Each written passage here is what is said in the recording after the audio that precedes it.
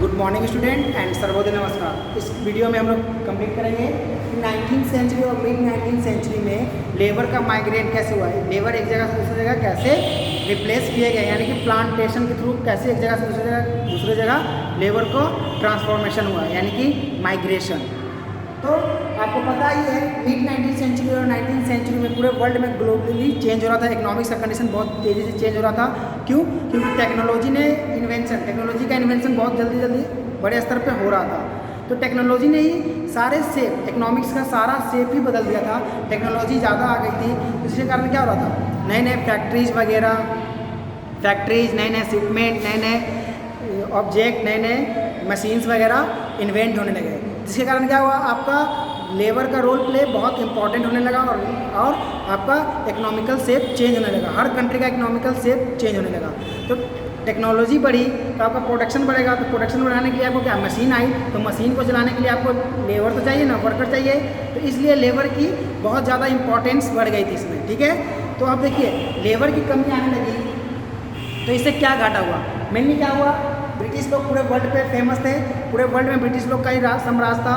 तो उन्होंने देखा कि कैरेबियन कंट्री में उन्होंने क्या किया, बहुत ज़्यादा डेवलपमेंट किया। कैरेबियन कंट्री जो अमेरिकन कंट्री थी, उस जगह पे कॉलोनीज ज़्यादा डेवलप हो गए और वहाँ पे बड़े बड़े इंडस्ट्रीज लगाए गए। ठीक है, तो वहाँ पे क्या देखा गया कि लैक ऑफ लेबर की कमी आने लगी, वर्कर की कमी आने लगी। तो उन्होंने क्या किया, उन्होंने देखा कि इंडिया में बहुत ज़्यादा मात्रा में लेबर है। यहाँ पे लेबर बहुत ज़्यादा मात्रा में है, क्योंकि यहाँ पे वर्किंग कंडीशन अच्छी नहीं थी, यहाँ पे वर्क ज़्यादा थे नहीं। ठीक है, तो लेबर क्यों ज़्यादा बढ़ गए, देखिए लेबर क्यों बढ़े, क्योंकि अब वर्ल्ड वाइड टेक्नोलॉजी आ गई थी, इकोनॉमिक चेंज होने लगा था, ग्लोबलाइजेशन के तौर पे बढ़ने लगा था। तो जितने भी आपके स्मॉल स्केल इंडस्ट्रीज थे, जितने भी छोटे छोटे डोमेस्टिक घरेलू उद्योग थे, वो क्या होने लगे, डिक्लाइन होने लगे। वो कैसे डिक्लाइन होने लगे, क्योंकि उनको कंपटीशन फेस करने लगा। अब ग्लोबलाइजेशन आ गया तो अच्छे प्रोडक्ट बनेंगे, फैक्ट्रीज से अच्छे प्रोडक्ट बनेंगे, तो जो छोटे लेवल की कंपनी होंगे वो उसको कम्पीट नहीं कर पाएंगे। इंडिया में जो छोटे लेवल की कंपनी थे वो उसको कम्पीट नहीं कर पाए, क्योंकि जो इंडस्ट्रीज से बन के आ रहा है, बड़े बड़े इंडस्ट्रीज से, उसके कॉस्ट कम था, और जो छोटे घरेलू पदार्थ बन रहे थे उसकी कॉस्ट ज़्यादा पड़ रही थी, मेकिंग चार्ज ज़्यादा पड़ रही थी। तो आदमी लोग उसको प्रीफर नहीं करेंगे, और क्या करते थे, बड़े बड़े फैक्ट्रीज से जो बन के आ रहे थे उसको प्रीफर करने लगे, क्योंकि सस्ते दाम में अच्छी चीज़ मिल रहा है, तो आप लोग भी प्रीफर कीजिएगा। तो इसलिए इस तरह से क्या हुआ, आपके लोकल जितने भी कॉटेज इंडस्ट्रीज थे वो डिक्लाइन हो गए, कॉटेज इंडस्ट्रीज डिक्लाइन हो गए, रेंट रोज बढ़ने लगा, लैंड रोज बढ़ गया, यानी कि आप जिस ज़मीन पे रह रहे हैं, किराया पे ले रखे, उसका किराया बढ़ गया। ठीक है, तो अगर इंडस्ट्रीज आपकी चले या ना चले, स्मॉल स्केल इंडस्ट्रीज आपके पास जगह नहीं, आपने किसी किराए पे जगह ले लिया, ठीक है, आपकी इंडस्ट्रीज की कंडीशन ख़राब होने लगी। 19th सेंचुरी में क्या हुआ, जितने भी स्मॉल स्केल या स्मॉल कॉटेज इंडस्ट्रीज है वो डिक्लाइन होने लगे, और वो डिक्लाइन होने लगे, साथ ही साथ उसी समय क्या हुआ कि आपका जो रेंट है, लैंड का जो रेंट है वो इंक्रीज होने लगा। एक तो आपका कंपनी घाटे में चल रही है, साथ ही साथ आपका लैंड रोज हो रहा है, रेंट रोज हो रहा है, किराया बढ़ते जा रहा है लैंड का, तो वो पे करना है। तो लोगों के बीच में भूखमरी की नौबत आ गई, क्योंकि कंपनी तो चल नहीं रही, डिक्लाइंड हो गई, साथ ही साथ किराया भी भरना है, तो अपने परिवार का भी देखभाल करना है, तो वो उनके पास पैसा रहेगा तभी ना, एक जितना सेविंग था वो खत्म हो गया। अब लोगों के बीच में क्या आने लगा, बहुत ज़्यादा भूखमरी, गरीबी आने लगी, और लोगों को खाना खाने की भी मजबूरी आने लगी। तो लोग क्या करने लगे, वर्क के काम के खोज में एक जगह से दूसरी जगह माइग्रेंट होने लगे। और इसके थ्रू क्या किया गया 19th सेंचुरी में, मिड 19th सेंचुरी और मिड 19th सेंचुरी में जो एजेंट होते थे, जो एजेंट के थ्रू एजेंट क्या किए, एजेंट को पता था कि कैरेबियन कंट्री में हमको भेजना है और कहाँ कहाँ भेजना है, वहाँ पे ज़्यादा डिमांड है लेबर का। तो एजेंट क्या करता है, एक छोटे से कमीशन लेता था, कमीशन के तौर पर पैसा लेता था, और वो अपने लेबर को यहाँ से माइग्रेट कर देता था, दूसरी जगह दूसरे कंट्री भेज दिया जाता था। तो मेनली इंडिया में देखिए यूपी, बिहार और आपका central India, mainly UP, Bihar और सेंट्रल इंडिया और आपका तमिलनाडु पार्ट से, इंडिया से बहुत मात्रा में लेबर को एजेंट ने भेज दिया।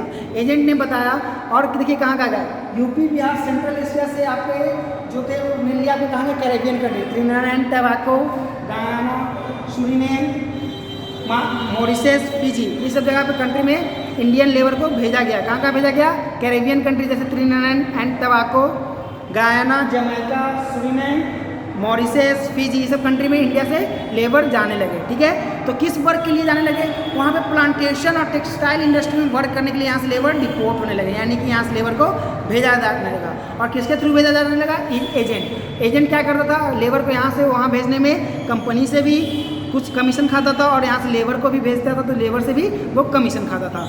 बट एजेंट जो प्रॉमिस करता था ना वो एक्चुअली फॉल्स प्रॉमिस करता था। यहाँ से बोला जाता था कि आपको घर मिलेगा, ये सुविधा मिलेगी, वो सुविधा मिलेगी, हर तरह का सुविधा मिलेगी।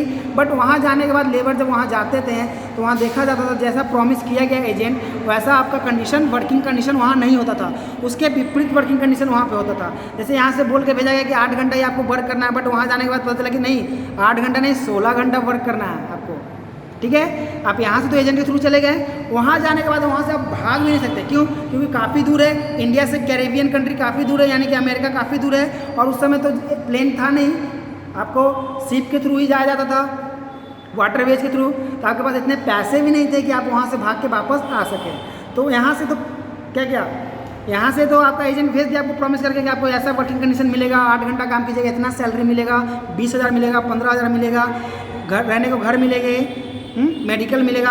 बट वहाँ जाने के बाद देखा कि वहाँ तो वर्किंग कंडीशन बहुत बॉरेस्ट है, बहुत ही ज़्यादा ख़राब है, जैसा एजेंट ने बताया वैसा नहीं है। यहाँ सैलरी भी 5,000 मिल रही है, वर्किंग आवर 8 की जगह 16 घंटा हो गया, न रहने को घर मिल रहा है, रहने को घर मिल रहा है तो वो जनरल वे में कि एक हॉल है बड़ा सा, उसी में आप सभी लेबर लोग एक साथ रहेंगे। ठीक है, ना कोई मेडिकल सुविधा मिल रही है ना कुछ, जब मन करे तब आपको वर्क करने के लिए बुलाया जा सकता है। तो ऐसा देखा गया। ठीक है, तो एजेंट वहाँ के लोग अब क्या करेंगे, अब मजबूरी हो गई, यहाँ से तो चले गए, वहाँ से तो भाग के आएंगे नहीं, क्योंकि उनके पास पैसा है ना इतना जाने आने का खर्च उठा सके। तो वो लोग क्या करें, मजबूरी वहाँ पे जाके एक तरह से सेटलमेंट हो गए, वो लोग सेटलमेंट हो गए। और अभी प्रेजेंट में आप देख सकते हैं कि जितने भी कैरेबियन कंट्री है, जितने भी वेस्ट इंडीज़ है, वहाँ पे 30% आपको इंडियन मिलेंगे। मॉरिशस में जाकर देखिए, वहाँ पे भी इंडियन आपको ज़्यादा ही मिलेंगे। फिजी में देखिए, वहाँ पे भी इंडियन 40 से 50%, 45% करीबन अप्रॉक्स पूरी आबादी का इंडियन लोग ही मिलते हैं। तो ये लोग अभी नहीं गए, आप लोग सोचते हैं कि अभी यहाँ से गए विदेश वहाँ जाके बस गए, नहीं, ये आपके कॉलोनिज्म के समय से, यानी कि 1800 ईस्वी से ही ये चल रहा है। तो वो वहाँ गए, एजेंट बोला कि आपका एग्रीमेंट है 5 साल आप वहाँ वर्क कीजिएगा, उसके बाद आप इंडिया आ सकते हैं। पर नहीं, वहाँ जाने के बाद एक तरह का बंधुआ मजदूर बना दिया गया, यहाँ पे कोई एग्रीमेंट नहीं, आपको जीवन आवास यहीं पे आपको काम करना होगा। तो जो लोग वहाँ गए वो वापस इंडिया आए ही नहीं, कुछ लोग भाग के आए, जैसे तैसे पहुँचे, कुछ लोग भागने के चक्कर में मारे भी गए, कुछ लोग भाग गए, भागने के बाद पकड़ा गए तो उनको पनिशमेंट भी दिया गया, काफ़ी बड़ा पनिशमेंट वहाँ मिलता था, जेल में बंद कर दिया जाता था या जान से मार दिया जाता था। ठीक है, सब लोग के बीच में, जिससे ये एक मोटिवेशनल हो जाता था कि अगर कोई भागने की कोशिश करेगा तो उसे जान से मार दिया जाएगा। इससे क्या हुआ, लोगों के बीच में डर बैठ गया और लोग भागने की भी कोशिश नहीं किए। तो 19वीं सेंचुरी से इंडियन लोग विदेश में जाके बसने लगे, वहीं पे हो गए, प्लांट हो गए और वहीं पे वर्क करने लगे, फिर उनका ही नेक्स्ट जनरेशन बढ़ने लगा। तो ये जो पॉपुलेशन इंडिया का विदेश दूसरी कंट्रीज़ में है, दूसरे विदेश कंट्री में, तो वो 19वीं सेंचुरी से ही डिप्लोमेंट होना वहाँ पे स्टार्ट हो गया था, यानी कि जाना स्टार्ट हो गया था और वहीं पे जाके वो बस गए, फिर वापस इंडिया आ ही नहीं पाए। तो उन्हीं का जो नेक्स्ट जनरेशन है वो वहीं पे जाके अभी इंडियन कहलाते हैं। ठीक है, हम लोग बोलते भी हैं नॉर्थ अमेरिकन इंडियन, इसको बोलते हैं इंडो अमेरिकन इंडियन बोलते हैं हम लोग। हर कंट्री में अलग अलग नाम दिया गया है। ब्लैकिश अस्वस्थ लोग बोलते हैं, अल्पसंख्यक ये ब्लैक है, अमेरिका में बोला जाता है ये ब्लैक है, इंडियन है, इनको कम रूल्स दिया जाएगा। तो वहाँ जाने के बाद उनका कंडीशन बहुत ख़राब था लेबर का, उनको बहुत कम राइट दिए गए थे। यहाँ से बोला गया था कि आपको हर तरह का राइट्स मिलेगा, जब आने का मन होगा तब आप आ सकते हैं, 5 साल का एग्रीमेंट है, आपको 5 साल का वर्क करने के बाद यहाँ पे आ सकते हैं, आपकी सैलरी आपको अकाउंट में मिलेगी। बट वहाँ जाने के बाद उनको लगा कि यहाँ पे कोई राइट्स नहीं है, यानी कि आप एक तरह का बंधुआ मजदूर की तरह वहाँ जाके फंस गए हैं, आपको वर्क करना ही करना है, नहीं तो अदरवाइज मरिए। ठीक है, तो 19वीं सेंचुरी में एक नया सैलरी सिस्टम स्टार्ट किया गया कि एजेंट के थ्रू आपको पकड़ के, एजेंट के थ्रू यहाँ से लेबर को भेज के वहाँ पे बंधुआ मजदूर बनाया गया। क्यों? एक नया तरह का तरीका है, नया ट्रिक आया सैलरी का। ठीक है, पहले क्या था, राजा महाराजा पकड़ के जेल में रख के ज़बरदस्ती काम कराते थे, तो वो ट्रेडिशनल हो गया। अब नया क्या हो गया कि एजेंट के थ्रू यहाँ एक कंट्री से दूसरे कंट्री लेबर को भेज दीजिए और वहाँ दूसरे कंट्री जब पहुँच जाए तो उसको एज अ बंधुआ मजदूर आप वर्क कराइए, सैलरी भी कम दीजिए, वर्किंग आवर ज़्यादा दीजिए, वो भाग भी नहीं सकता, जीवन भर के लिए आपके लिए ही काम करेगा। ठीक है, तो मेनली वर्क होता क्या था, किस तरह के इंडस्ट्रीज में वर्क करते थे, तो प्लांटेशन इंडस्ट्रीज किसको बोलते हैं, जो एक तरह का प्लांटेशन यानी कि टी कॉफ़ी इंडस्ट्रीज हो गया आपका मेनली, तो ये चाइना में ज़्यादा डेवलप किया गया था, कुछ पार्ट इंडिया में, आसाम, आपका कोलकाता का सिलीगुड़ी में, ये सब आपका प्लांटेशन का इंडस्ट्रीज लगाया गया था।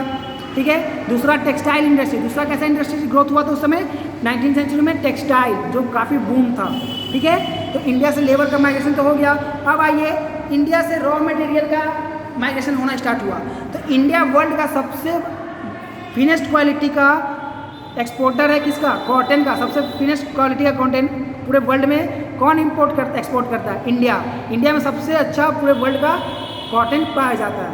तो इंडिया से जितने भी आपके टेक्सटाइल इंडस्ट्रीज थे वो इंडिया से कॉटन लेता था, क्योंकि सबसे अच्छा कॉटन पूरे वर्ल्ड का इंडिया में पाया जाता था। तो इंडिया क्या करने लगा, इंडिया के अंदर भी छोटे छोटे टेक्सटाइल इंडस्ट्रीज बन गए, और यहाँ से इंडिया से ब्रिटेन में बहुत सारे टेक्सटाइल इंडस्ट्रीज थे।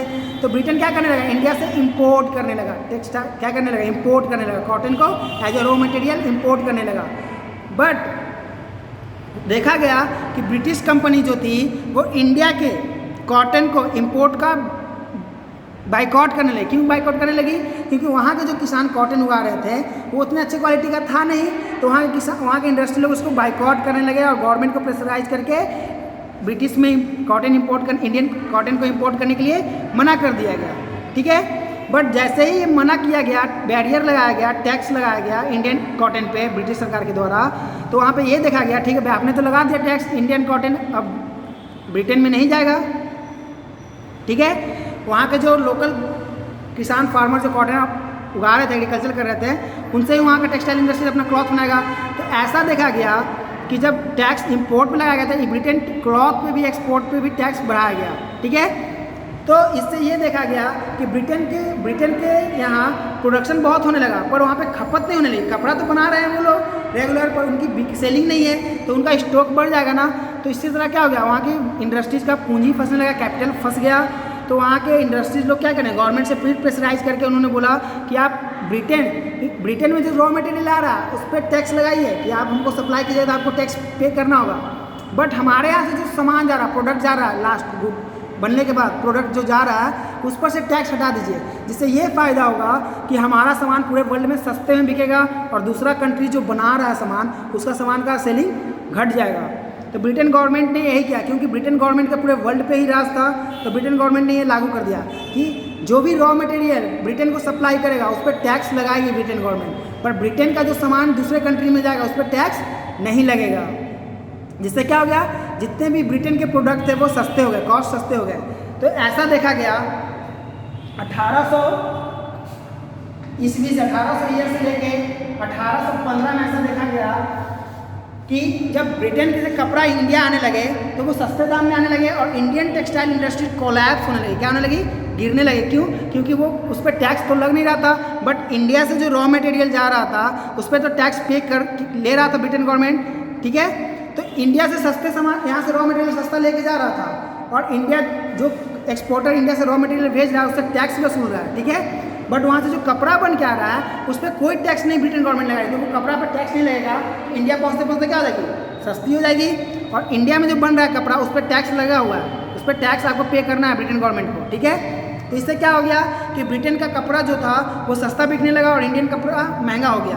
तो लोग क्या करेंगे, लोग जो प्रीफर कर रहे थे, लोग के पास इतनी आमदनी थी नहीं कि वो ज़्यादा महंगा कपड़ा खरीद सके, तो इंडियन लोग क्या करने लगे कि अपना ब्रिटेन कपड़ा खरीदने लगे, विदेशी कपड़ा खरीदने लगे, क्योंकि वो सस्ता मिलने लगा और इंडियन कपड़े को नहीं खरीदने लगे। जिससे क्या हो गया, देखा गया कि इंडिया में जो कपड़े का टेक्सटाइल इंडस्ट्री था वो कोलैप्स्ड हो गया। क्या हो गया, गिर गया, यानी कि धाराशायी हो गया, खत्म हो गया, और ब्रिटेन कपड़ा यहाँ पे आने लगा और लोग अच्छे से खरीदने लगे। जिससे क्या हो गया, ब्रिटेन का आपका प्रोडक्शन बढ़ गया और उसका जो स्टॉक बचा हुआ था, जो खपत नहीं हो रहा था कपड़े का, क्लॉथ का, वो बढ़ गया, डिमांड अचानक से बढ़ गया। तो और क्या करना, ब्रिटेन क्या करने लगा, यहाँ से रॉ मटेरियल ले जाने लगा, वहाँ से कपड़ा आने लगा। तो इससे ये समझिए क्या होता था, देखिए इससे यह होता था कि यहाँ से जो रॉ मटेरियल गया उस पर टैक्स लगेगा, पर वहाँ से जो क्लॉथ बन के आ रहा है उस पर टैक्स नहीं लगेगा। ठीक है, तो इससे इसके दो फायदे होने लगे। क्या फायदे होने लगे, उसको ट्रेड सरप्लस मिलने लगा। क्या मिलने लगा, ट्रेड सरप्लस मिलने लगा। तो ब्रिटेन को इंडिया से ट्रेड सरप्लस मिलने लगा, तो यहाँ पे क्या करने लगा, वो यहाँ पे कॉलोनीज सेटअप करने लगा, और कॉलोनीज सेटअप करके यहाँ पे लोगों को फोर्स करने लगे, आप कॉटन उगाइए, कॉटन उगाइए, आप कोई दूसरा काम नहीं कीजिए, बस कॉटन की खेती कीजिए। ठीक है, और यहाँ पे जब ईस्ट इंडिया कंपनी आई, ब्रिटेन लोग यहाँ पे कॉलोनीज में आया, तो अफ्रीका और इंडिया में उन्होंने देखा कि यहाँ पे माइंस बहुत ज़्यादा, यानी कि नेचुरल रिसोर्स बहुत ज़्यादा है, तो यहाँ से माइनिंग भी स्टार्ट उन्होंने करने लगे। और उन्होंने देखा कि माइनिंग के लिए जो जगह अवेलेबल अच्छी थी, मानी जाती थी, उन्होंने क्या किया, उन्होंने सारे जंगल को कटाया और पूरा लैंड को क्लियर करा दिया, और वहाँ पे इंडस्ट्री लगाई, माइनिंग इंडस्ट्रीज लगाई गई अफ्रीका और इंडिया में, और काफ़ी बड़े बड़े नेचुरल रिसोर्स यहाँ से निकाल के, जैसे डायमंड, सोना, गोल्ड, सिल्वर, कार्बन, कोयला, ये सब वगैरह यहाँ से इंपोर्ट करने लगे अफ्रीका और इंडिया से, क्योंकि ये बहुत अफ्रीका और इंडिया क्या था, बहुत बड़ा नेचुरल रिसोर्स का भंडार था। तो उन्होंने क्या किया, यहाँ पे माइनिंग इंडस्ट्रीज सेटअप की। अब आइए ट्रेड सरप्लस। ट्रेड सरप्लस क्या होता है, मान लीजिए एक कंट्री दूसरे कंट्री से रॉ मटेरियल ले रहा है, तो उस पर मान लीजिए कंट्री ए है और कंट्री बी है, इंडिया और चाइना आपस में बिजनेस कर रहा है, ठीक है। तो चाइना इंडिया से क्या कर रहा है, रॉ मटेरियल मंगा रहा है, तो चाइना इस पर टैक्स लगा रखा है। क्या लगा रखा है, टैक्स हाई कर रखा है। तो इंडिया को चाइना को माल भेजने के लिए इंडिया को चाइना को माल देना है, क्योंकि उसने रॉ मटेरियल ऑर्डर किया है। तो चाइना को जितना माल भेजा उसका टैक्स चाइना गवर्नमेंट को पे करना होगा इंडिया का, तभी इंडिया का रॉ मटेरियल चाइना में जा पाएगा, ठीक है। बट इंडियन गवर्नमेंट ने क्या किया, मान लीजिए इंडियन गवर्नमेंट ने क्या किया, चाइना से जो प्रोडक्ट बन के आ रहे हैं हमारे रॉ मटेरियल, उस पर टैक्स नहीं लगा रखा है, यानी कि वो फ्री ऑफ कॉस्ट, कोई इंडियन गवर्नमेंट को टैक्स पे नहीं करना पड़ रहा है। तो इससे लॉस इंडियन गवर्नमेंट को हो रहा है कि नहीं हो रहा है, और चाइना को डबल बेनिफिट हो रहा है। एक तो हम उसको रॉ मटेरियल भेज भी रहे हैं, साथ ही साथ टैक्स भी पे कर रहे हैं, पहला बेनिफिट। दूसरा, वो उसका यूज करके जो प्रोडक्ट बनाया वो इंडिया में आके बेच रहा है, और बेचने के बाद उसको टैक्स भी इंडिया में नहीं पे करना पड़ रहा है। तो जो वो 10 रुपये चीज़ यहाँ लेके आया और 10 रुपये में बेच के वापस 10 रुपये लेके चला गया, तो उसको 10 का 10 तो मिल ही गया, साथ ही साथ हम जो रॉ मटेरियल भेज रहे हैं उसका टैक्स भी उसको मिल गया। तो वो क्या हो गया, उसके ट्रेड के बेनिफिट में ऐड हो गया। तो उसी को हम लोग क्या बोलते हैं, ट्रेड सरप्लस बोलते हैं, ट्रेड सरप्लस। तो उस समय ब्रिटिश का पूरे वर्ल्ड पे कब्जा था, तो ब्रिटिश क्या कर रहा था, सभी जगह से अपने इंपोर्ट करा रहा था। तो इंपोर्ट पे टैक्स का बैरियर लगा रखा था कि हाई टैक्स पे करना होगा अगर हमको कोई चीज़ इंपोर्ट करोगे तुम तो, ठीक है। बट हमारे से जो कोई भी चीज़ एक्सपोर्ट करेंगे, हम कोई भी चीज़ एक्सपोर्ट करेंगे दूसरे कंट्री को, उस पर टैक्स आप लोग नहीं ले सकते थे। ऐसा रूल उन्होंने लॉ पास कर रखा था, जिससे उसको क्या हो रहा था, ट्रेड सरप्लस मिल रहा था, ठीक है। और इंडिया और अफ्रीका उसके लिए बहुत बड़ा हब माना गया, ठीक है, ट्रेड सरप्लस के लिए। और ये इसलिए यूज करता था ब्रिटिश लोग कि दूसरे कंट्री में जो उसको घाटा लग रहा था, मान लीजिए उसको ऑस्ट्रेलिया से बिजनेस करना है, ठीक है। तो ऑस्ट्रेलिया गवर्नमेंट से उसको जो टैक्स में आपका घाटा लग रहा था, बिजनेस में जो घाटा लग रहा था, उस घाटा को किससे वो कम्पीट कर रहा था, किससे कम कर रहा था, इंडिया से और अफ्रीका और चाइना से वो कम्पीट कर रहा था, वो ट्रेड प्लस। क्योंकि इंडिया और चाइना में उसको सबसे ज़्यादा क्या मिल रहा था, फ़ायदा मिल रहा था। क्यों, क्योंकि इंडिया से रॉ मटेरियल जो सप्लाई हो रहा था ब्रिटेन को, उस पर टैक्स ज़्यादा देना पड़ रहा, इंडियन गवर्नमेंट को ज़्यादा टैक्स पे करना पड़ रहा था। बट ब्रिटेन से जो सामान इंडिया आ रहा था उस पर वो टैक्स इंडियन गवर्नमेंट को पे नहीं कर रहा था, ठीक है। सो आज का क्लास हम लोग यहीं पे ख़त्म करते हैं। नेक्स्ट क्लास में हम लोग वर्ल्ड वार के बारे में पढ़ेंगे और इंटर इकोनॉमिक के बारे में, ठीक है। धन्यवाद।